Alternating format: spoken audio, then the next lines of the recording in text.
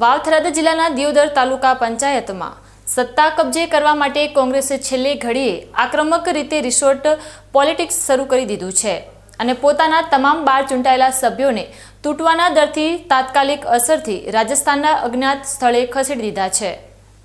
વાવ-થરાદ જિલ્લાના રાજકારણમાંથી અત્યારના સૌથી મોટા અને ગરમાગરમ સમાચાર સામે આવી રહ્યા છે, જેમાં દિયોદર તાલુકા પંચાયતની ચૂંટણીના પરિણામો બાદ હવે સત્તાનું સુકાન સંભાળવા માટે ભારે રસાકસી જામી છે।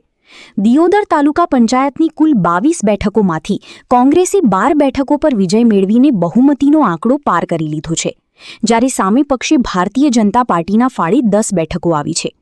બહુમતી હોવા છતાં પણ કોંગ્રેસ પક્ષને પોતાના સભ્યોના પક્ષપલટાનો અથવા તો ભાજપ દ્વારા થનારા સંભવિત તોડજોડના રાજકારણનું મોટું ભય સતાવી રહ્યો છે, જેને પગલે કોંગ્રેસ સંગઠન દ્વારા મોડી રાત્રે જ ઓપરેશન હાથ ધરીને તમામ 12 સભ્યોની ખાનગી લક્ઝરી બસો મારફતે પાડોશી રાજ્ય રાજસ્થાનના એક આલીશાન રિસોર્ટમાં મોકલી આપવામાં આવ્યા છે। આગામી 23મી મેના રોજ દિયોદર તાલુકા પંચાયતના પ્રમુખ અને ઉપપ્રમુખની સત્તાવાર ચૂંટણી યોજાવાની છે અને કોંગ્રેસ પોતાના આ તમામ સભ્યોને સીધા ચૂંટણીના દિવસે જ મતદાન મથકે હાજર રાખવાની રણનીતિ પર કામ કરી રહી છે।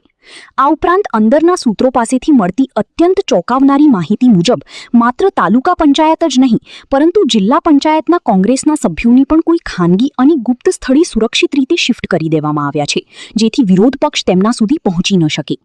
25મી મેના રોજ યોજાનારી પ્રમુખ ઉપપ્રમુખની મહત્વની ચૂંટણી પૂર્વે બનાસકાંઠા કોંગ્રેસ પોતાના એક પણ સભ્યને જોખમમાં મૂકવા માંગતી નથી અને એટલે જ તમામ વિજેતા ઉમેદવારોને અજ્ઞાત લોકેશન પર નજરકેદ જેવા માહોલમાં રાખવામાં આવ્યા છે।